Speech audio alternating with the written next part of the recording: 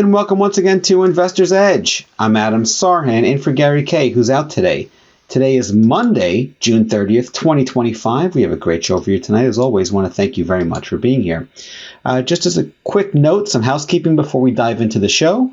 As you know, this is a show about you and your money, all the fun points in between. If you don't get this show in the city, as a reminder, you can go to GaryK.com. You can rewind, fast forward, listen anytime you want on any device you want for free, as long as you have the internet, on GaryK.com. You can also email Gary, ask about his money management services. And if you want more, you can subscribe to Gary's ConvictionLeaders.com report, which is his premium service where he updates members several times a day. He provides daily webcasts where he shows charts, he annotates charts, strongest stocks in the market, everything that he sees, you just see it in real time. So that's all available on ConvictionLeaders.com. All right, a few things that are happening here. Today, June 30th, was the last day of the first half of 2025. On Friday, I gave a little overview. If you missed it, you can go back and listen. I'll cover some of it again. It's really important to do a few things when you look at markets, you look at investing, you look at life. I spoke about Gary's yellow brick road to success, where you want to take stock, pardon the pun there, but gauge your success, gauge your progress. Am I achieving my goals? How am I doing in the market? How am I doing in life? How am I doing in other areas of life outside of the market? Remember back in January, everyone has New Year's resolutions. Great. Am I hitting my mark? But this year's halfway over. That is huge. Time flies. As I get older, time goes by faster and faster, it feels like. Or at least my perception of time goes by faster. That being said, it's important to understand what moves the needles. What moves the needle, and then what activities don't move the needle. So let's dive in a little bit deeper here. And we'll go through the market and all that fun stuff. Markets at new all-time highs. We have the big news of the day today. Canada reversed the digital tax or rescinded, where Trump on Friday said that he's going to stop talks with Canada, trade talks, because of this digital tax. And then over the weekend or overnight, Canada's like, yeah, you know what? We're not doing that. So let's talk. This is going to get a deal done, in my opinion. It's a matter of when, not if. Canada and the U.S. are allies. It's not like these are two people that don't like each other. They're allies, and they share a huge border and, so much overlap. So I'm pretty sure a deal's going to get done. All right, but political theater needs to happen, right? Everyone's got to flex their muscles and put their stance and this, that, and the other thing. So that was a big move when you woke up in the morning today. I saw that. And I was like, oh, okay, futures are up. Great. Market open higher. Great. Some M&A news. You had HP buying Juniper, JNPR, ticker symbol HPE, and then JNPR. That's a deal, a buyout deal. Some other stuff happened as well, but it's just more of the same. We broke out last week to new all-time highs in the NASDAQ. The S&P followed. Lots of sectors are doing well. That's encouraging and sets the stage for a strong second half of the year. Notes from Gary, he hasn't seen a bear market, neither have I, where big financials are leading the way higher. And if you look right now at Goldman Sachs, you can look at JP Morgan, you can look at so many other ones. So you could see, oh, wow, there's progress. These stocks are acting strong. That typically doesn't happen when you're in a bear market or in a weak environment. Zooming out, we had a very big rally in 23 and 24, right? We had a little bear market in 21 and 22.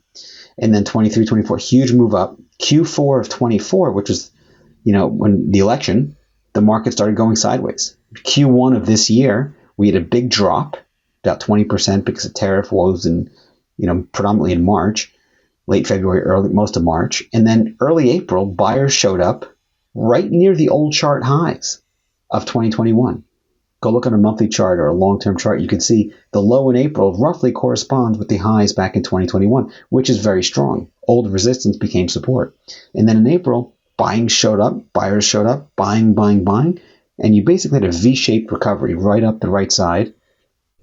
And then May and June, you moved sideways for several weeks, and then late June, you broke out, hit new all-time highs. That's more or less what we're seeing, and then what's happened. That's a year in review. That's really what's happening.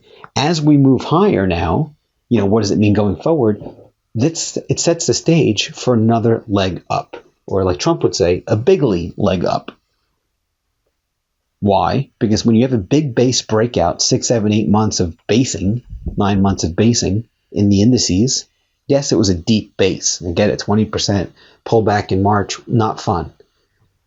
But the main threat there was the end of the global economy as we know it, because tariffs would go to 200% or whatever, 150% and cripple the economy, so on and so forth. That didn't happen.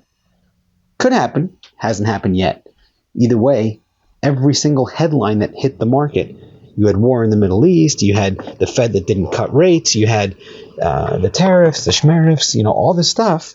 And what's happening? Markets at new all-time highs. That's very bullish. Again, focus on price first, everything else second. That's my opinion, at least. That's my philosophy. Why? Because what shows up on your statement? Price. Everything else is second. So as you look at the price action, you had a huge rally, move sideways for 7, 8 months, great, breaks out of that base. That's bullish for now. If things change, you get heavy distribution, heavy selling, heavy enter any negative headline you want, but the market starts selling off heavy like we saw in March, I'll change my stance. Absent of that huge sell-off, I've got to acknowledge the forest. We're in a bull market. I'll say it again. We're in a bull market. 100 years ago, there was a great trading book called Reminiscence of a Stock Operator. I recommend people read it. I'm not affiliated with it, but it's a great book. And in it, it tells you a story of a great speculator, Jesse Livermore's story. And in it, the guy goes into a brokerage firm. He's like, why is this going up? Why is this happening? So on and so forth. He's like, we're in a bull market, old turkey. That's a quote from the book. And it became, it's a saying now in the market. We're in a bull market, which means what? The path of least resistance is higher for now. Now, that could change, but until it does, we got to make the trend our friend. Warren Buffett has a great saying. So every year he's got his annual shareholder letter that he writes. I tend to read those. I like them. I learn from him. He's the most successful investor of our generation. Great. Success leaves clues. Great. I want to know what this guy thinks. Agree, disagree on everything. Now, of course, people disagree, agree. It's not the be-all, end-all, but one of the smartest guys in the room by far. Great. Remarkable track record for decades. Great. Let me hear what the guy says. So I read him. And in it, he's got a great line, which is called the Great American Tailwind. Headwind is when you're flying and it slows you down. Tailwind helps speed you up. And he attributes his success to that. The Great American, he calls it the American Tailwind. I call it the Great American Tailwind. And he says the American Tailwind is the primary reason for my success over the last, 60 years. Not 6 weeks or 6 months or 6 years, 60 years. Decades and decades of success. Because he's investing in America. He's investing in American companies. He's riding that American tailwind. I call it the Great American Tailwind. Where the economy continues to grow. Therefore, earnings, profits continue to grow. Which therefore means the stock market over time continues to grow. Granted, we have bear markets. Granted, we have nasty pullbacks and ugly pullbacks like what happened in March. Granted, we get lots of drama in the market. But that's okay, as long as you can get out of the way when things are going against you. And hopefully, get invested when things are going the right way, when they're going up. Really, that's simple. Simple, but not easy. Lots of things in life. Simple, but not easy. But understanding the broader, big trend, the bigly trend, is important. Why? Because we want to align ourselves with that. One of the people ask me all the time, oh, yeah, blah, blah, blah. What's the best piece of advice you've learned about the markets? This and that. Over time, stocks go up. At least they have. Whether they continue or not, hey, anything's possible. Even Buffett said, hey, we can possibly hurt that tailwind or end the tailwind if we go crazy or do bad things or whatever the case is. But for now, that tailwind is alive and well. Simple. So aligning myself with the market, staying in harmony with the market is super important. Harmony is a word. I like harmony. I like being in harmony in life, harmony with relationships, harmony with the market. Harmony with the market, just a little play on the word harmony. And doing that is a superpower because it requires me to be humble And it requires me to be objective. And it requires me to be nimble and flexible. I was on a call this morning with a big investor, and he had to reschedule last week. I said, no problem. I said, my middle name is Flexible. And he goes, he started laughing. He literally had a bah-ha-ha moment where he laughed out loud. I go, yeah, I get it. Things change. So, putting things together, we're in a bull market. Up next, I've got a lot more to cover. I'm Adam Sarhan. This is the one and only Investor's Edge. And welcome once again to Investor's Edge. I'm Adam Sarhan, in for Gary K, who's out today. In case you're just joining us or missed any part of the show, you can go to GaryK.com, rewind, fast forward, listen anytime you want on any device you want for free, all available on GaryK.com. All right, spoke about the market, gave us looking at the forest, not just the trees or the leaves on the trees. And what I mean by that is the forest is when you zoom out. Look at the monthly charts, look at the weekly charts, long-term, multi-year trends. Am I aligned? Am I in harmony with the market? The daily charts are the trees. What's happening every day, that makes up the forest. And then the intraday charts are the leaves on the trees. Most people are looking at every tick, and they have what I call tickositis. What does that mean? If you have bronchitis or any other kind of itis, typically it's not a good thing. Tickositis, when you stare at every tick, it's not a good thing in my opinion because it causes most people to make emotional, not rational decisions, especially with their money. And those emotional decisions are really, really treacherous. They can be, most cases they're not a good thing. They hurt performance most of the time. Just like if you're highly emotional in a relationship with your significant other. Most of the time when you're highly emotional, you're not going to bring out the best version of yourself. Just generally speaking. So, again, calm, cool, collected usually wins the race. So, staring at the leaves every time the market goes up, the market goes down, this, that, the other thing, you can do it. You got to know your strengths and your weaknesses and try to find your blind spots. For me, it's not my expertise. I know it. I'm not good at looking at the leaves on trees, the intraday charts, every tick, and every 5 minutes it goes up or goes down. Trying to trade it, it's just, to me, that's not my expertise. My expertise, the weekly charts, monthly charts, finding the forest, looking at those big trends, and then capturing. Another point, we are extended. The market is extended. It's due to pull back. We don't normally just go straight up. It happens sometimes, but it's not quote unquote normal to just go straight up forever. You get pullbacks. We're now at the point where we're extended. We had a big rally over the last several days, week and change, or if not a few weeks. Great. Let's pull back a little bit. Watch the 21-day moving average. Watch the 200-day, the 50-day. I'm expecting a pullback. Just like after every green light, there's a red light. Yellow and then red, right? Yellow light would be a pullback correction. Red light, pullback correction, bear market, whatever you want to call it. But after every red light, what happens? You get a green light. And then the cycle continues. Every stop sign, every traffic light, anywhere in the world. Red light. After red is green. After green, yellow, and then red. Simple. After every move up in the market, green light, it pauses and pulls back. Always does. So we'll see. All I'm just saying, short term, we're extended. I want to bring that to your attention because it's important. Look at the forest, sure, but I also want to pay attention to levels of extension. I want to make sure I'm not chasing and I'm buying late. Over the weekend, on Friday, I spent time speaking with you, sharing the idea of post-analysis, right? Where you take time and you look at your successes, look at your wins, and look at your losses over the last 6 months. 2025. I can go back 24 if you want, but look at all the trades.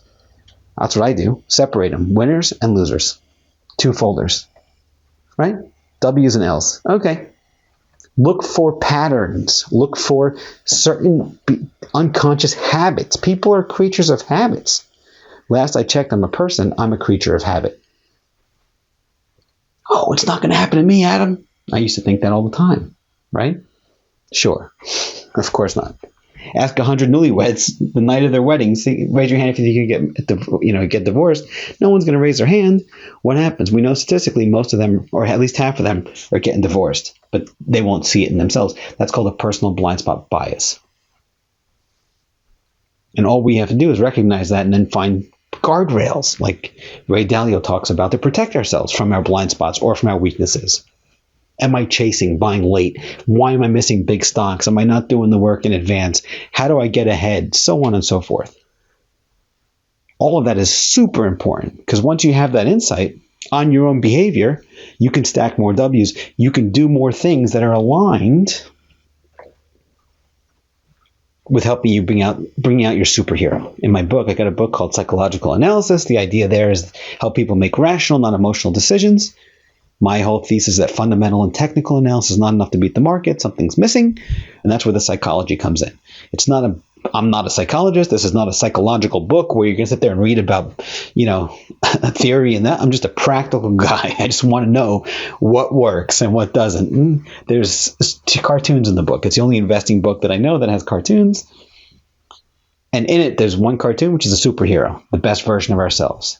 And the other one, that's a smart money superhero. The other one is what I call the dumb money beast, where it's like a Tasmanian devil, runs around, makes emotional decisions, constantly chasing its tail. If you remember that cartoon, the Tasmanian devil would run around in circles and almost create like a little mini tornado anywhere he goes, and super destructive. That's how I feel, at least, about my own dumb money beast that's inside of me. Nickname there is Schmelf. I learned that one came out of nowhere.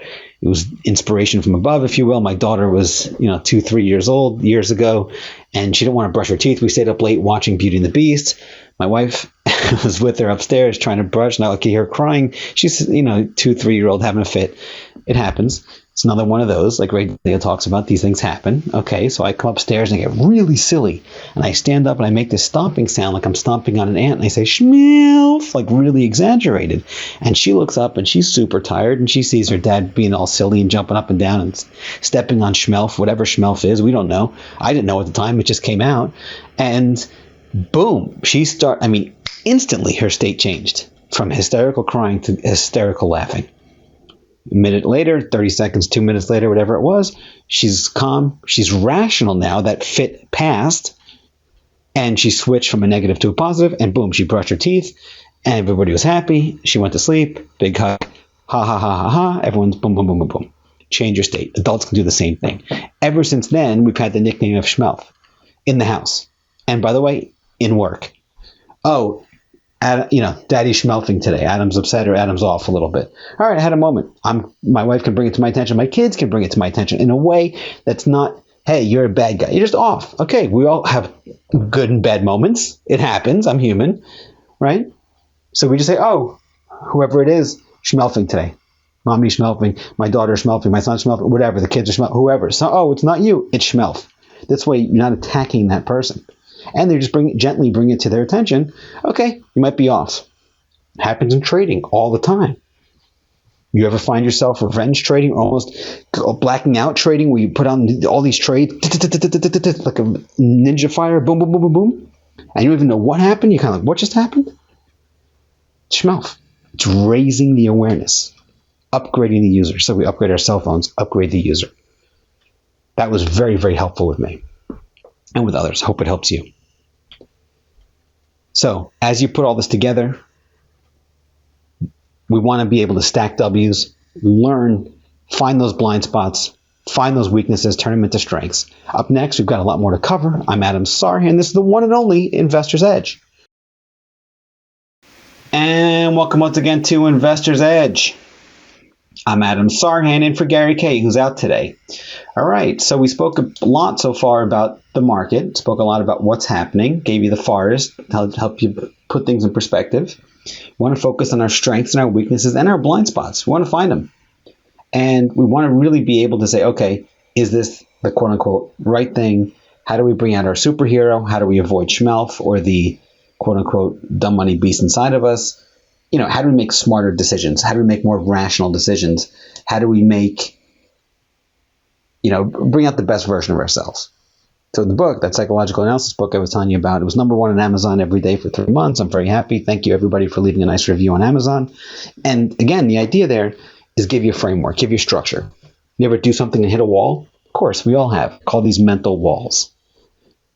What is that? Well, first let's talk about cognitive biases, right? A mental wall is something that you do, you kind of get stuck and you just can't break through it.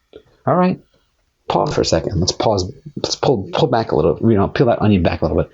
What are cognitive biases? If you have a mind, you have biases. We all have biases. Personal blind spot bias, like I mentioned earlier, that's one of the biases that impacts our decisions.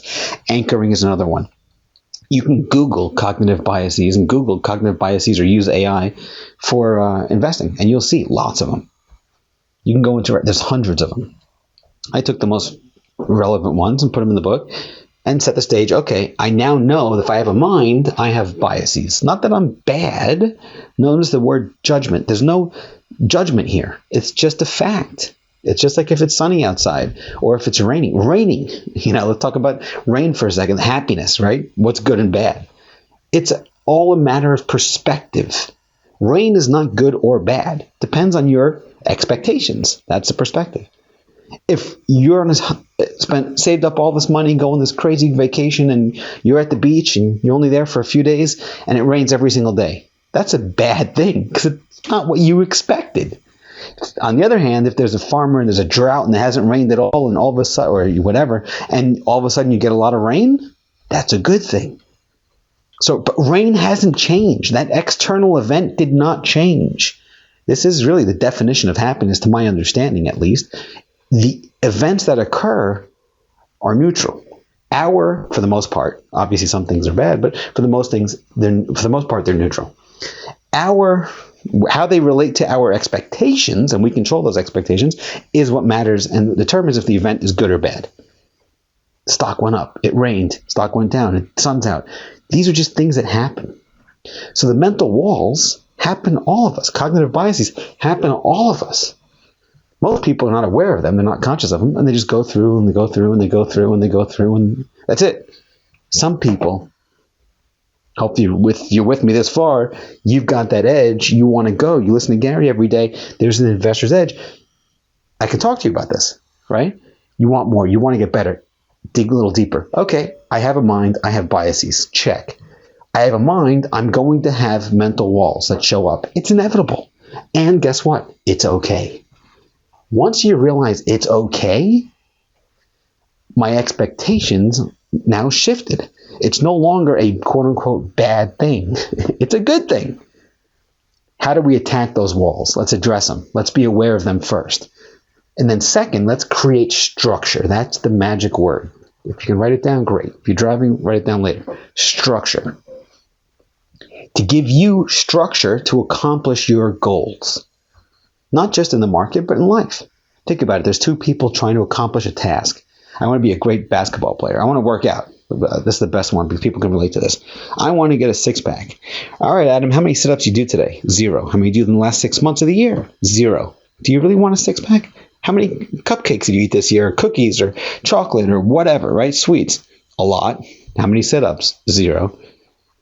Ask yourself, what do you really want? And then look at your actions. The way adults communicate, yeah, they use words, but actions are more powerful. Actions what matters. If I want to get that six-pack or get that result, I need to have to do the sit-ups. I can't pay someone to do the sit-ups for me. I have to do the sit-ups myself.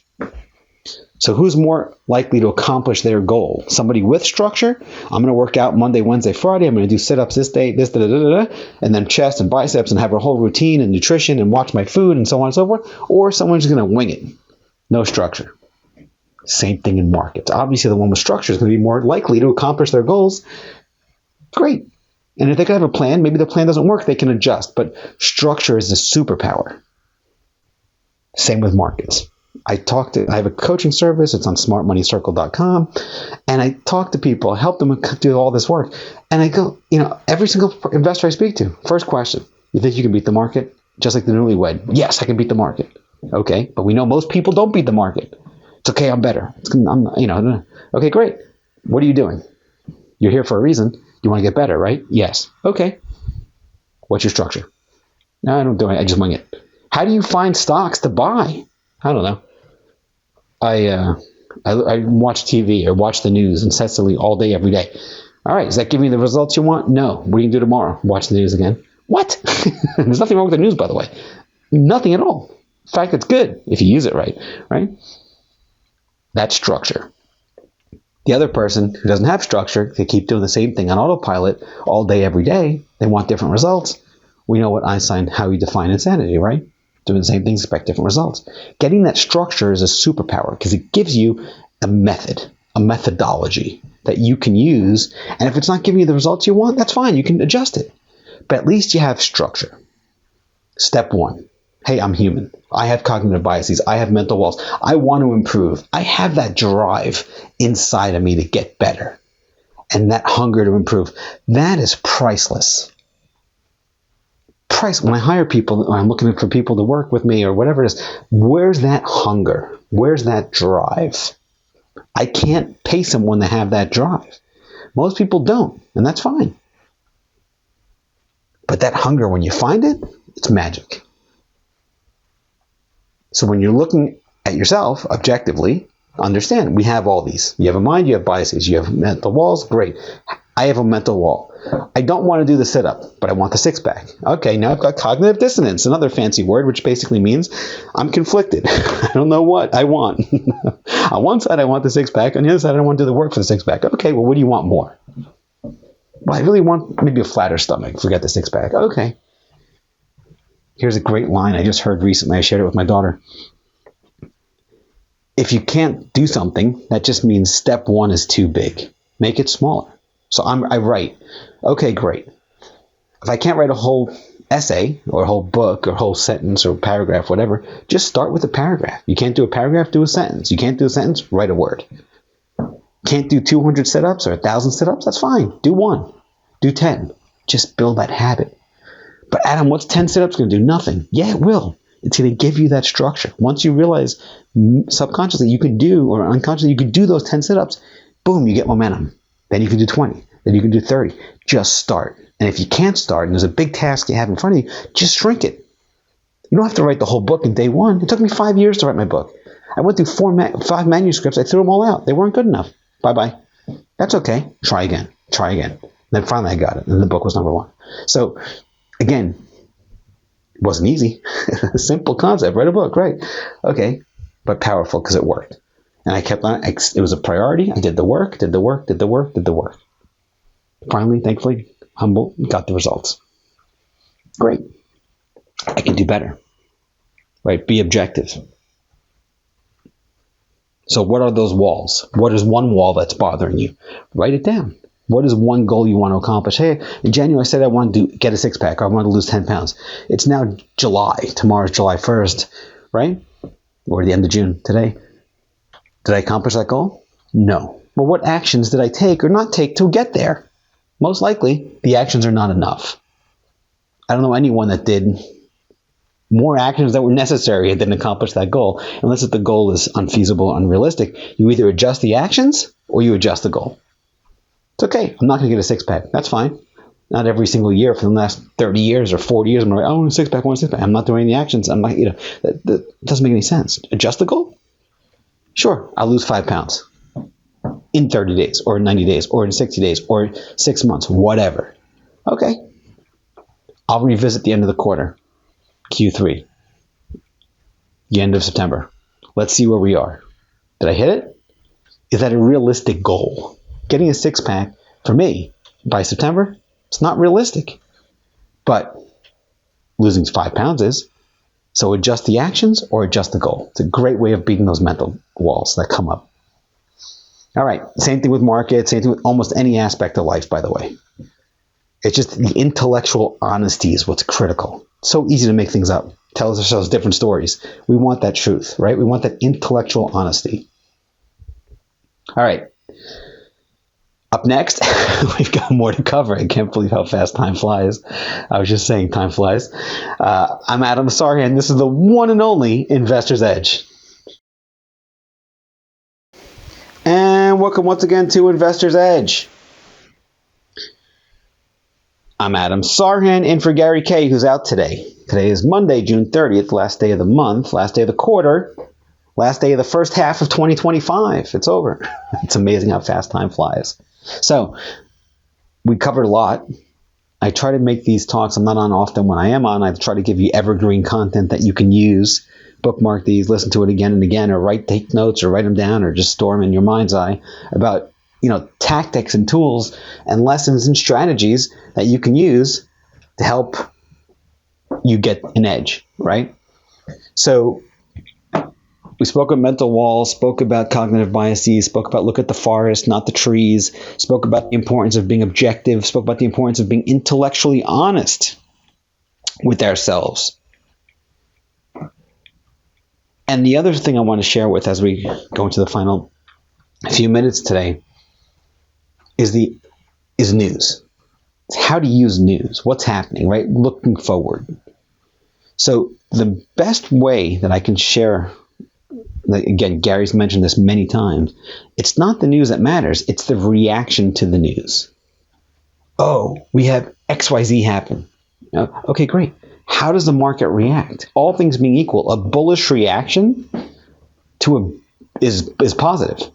A bearish reaction to the news is negative. Or is bearish, depends if you're long or short, but for the most part, a bullish reaction is bullish and a bearish reaction is bearish. Simple. The market's going up and down, same thing as rain. It's based on your expectations. If you're long, you want stocks to go up. If you're short, you want them to go down. So it all depends on the expectations, right? We can adjust those expectations. And understanding even in a bull market, you get pullbacks. You get corrections. They happen. It's not fun, but they happen. Usually, good news is usually they're over. Just like this pullback we had, or this correction we had in March, or this baby bear market, whatever you want to call it. And boom, off to new highs again. That's the American tailwind, right? So news, what's happening? First off, shortened holiday week this week. Markets close early on Thursday. You've got July 4th on Friday. You've got jobs report coming out, number one. Number two, after that, we've got inflation. CPI comes out, which I believe will be relatively low because oil prices came way back down after that Middle East short-term spike up for a few days. And then we have earnings. Earnings. Remember, the beginning of every quarter, we get earnings season. Happens 4 times a year. Okay, companies have to report their earnings every quarter. As we go into earnings season over the next few weeks, it's not going to happen next week, but over the next few weeks, we really get to the thick of earnings season when the big banks report, and then tech stocks report, and so on and so forth. Again, focus, the same thing with the news. It's the same thing with earnings. The news is important, sure, but it's the reaction to the news, folks, that really moves the needle. And that's what really, really matters. Why? Because that reaction is the price. What shows up in our statement? Price. What matters? Price. Adam, this company reported, earnings of growth of 100%, but the stock's down. What shows up on the statement? Price. Adam, this company lost X amount of dollars in their earnings and revenue, whatever, but the price went up. Okay, it's got my attention. So during earnings season, which is still a few weeks out, and again, any news that hits the tape, anything, EU trade deal came out, Canada trade deal, whatever the news is, war in the Middle East, all of this, tariffs, schmariffs, the reaction to the news, folks, is what matters. And that is a critical insight. The market's a forward-looking mechanism. The news, by definition, earnings news and most economic news tells us what happened in the past. Markets look forward. They discount the future.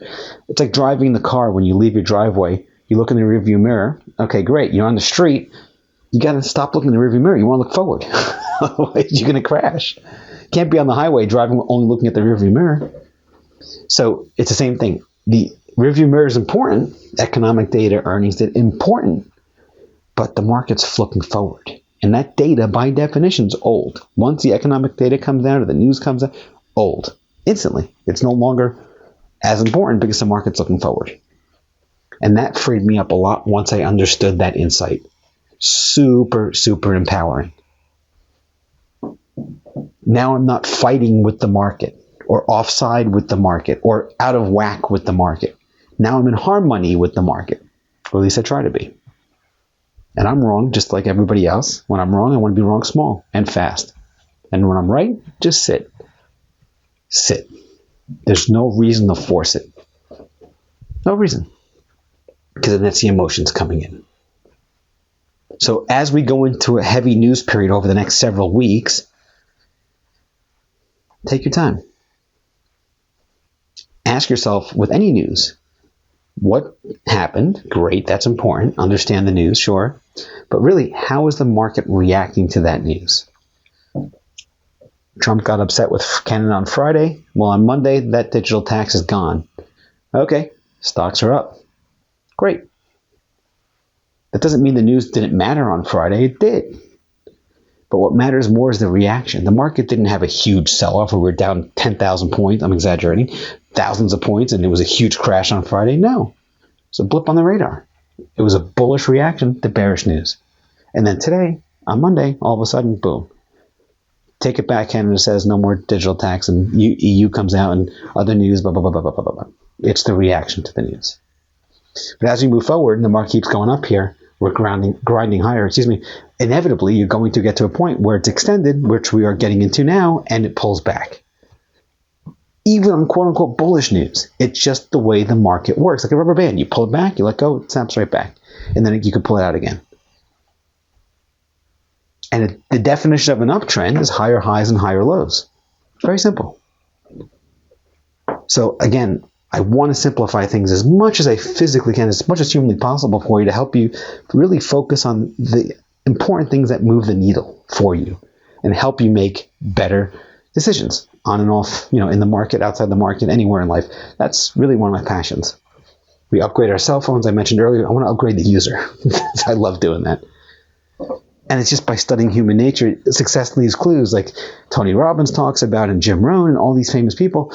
Why? Because it does. When you want to be successful in something, you want to find the most successful people in that arena, number one. Number two, you want to find what investors have done that works. Be rational, not emotional. And same thing in any endeavor. All right, I believe that's all the time I have for today. As always, I want to thank you very much for being here. This is the one and only Investor's Edge.